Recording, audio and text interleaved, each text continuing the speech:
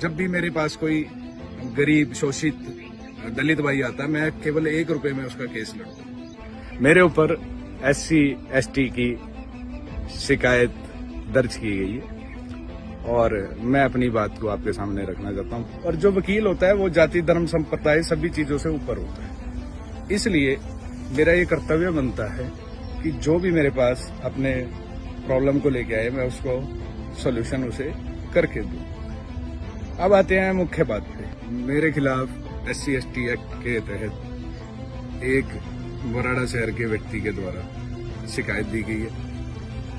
मैं एक वकील हूं और न्याय प्रणाली का बहुत सम्मान करता हूं और बाबा साहब भीमराव अंबेडकर के सपने अनुसार मैं न्याय दिलाने का कार्य करता हूं। मैं ये नहीं कहता कि दलित समाज के साथ गलत नहीं होता, बहुत गलत होता है, बहुत स्थानों पे तो बहुत ज्यादा उनकी स्थिति दयनीय है, लेकिन मेरी लड़ाई जो है वो जायज और नाजायज की है।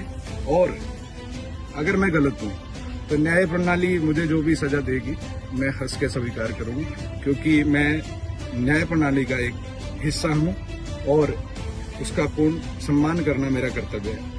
लेकिन एक बात इसके साथ साथ मैं ये भी रखना चाहूंगा कि असल में दलित समाज के जो 95% लोग हैं, उनका इस्तेमाल 5% जो क्रीमी लेयर, ये चोर ठग नेता जो बैठे हुए हैं ऊपरले स्थानों पर, उनके द्वारा किया जा रहा है।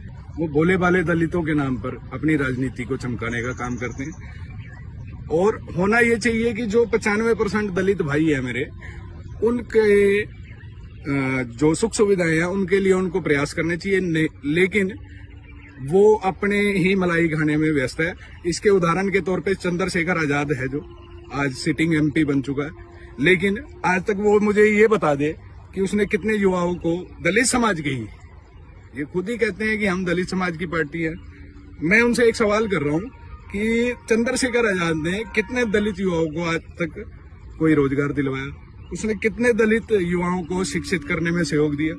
खुद वो MP बन चुका है, सारी उम्र पेंशन खाएगा, लेकिन दलित समाज के लिए सिर्फ उनको मुकदमे देने के अलावा, उनके ऊपर केस लगवाने के अलावा उसने कुछ किया है तो मुझे बताए।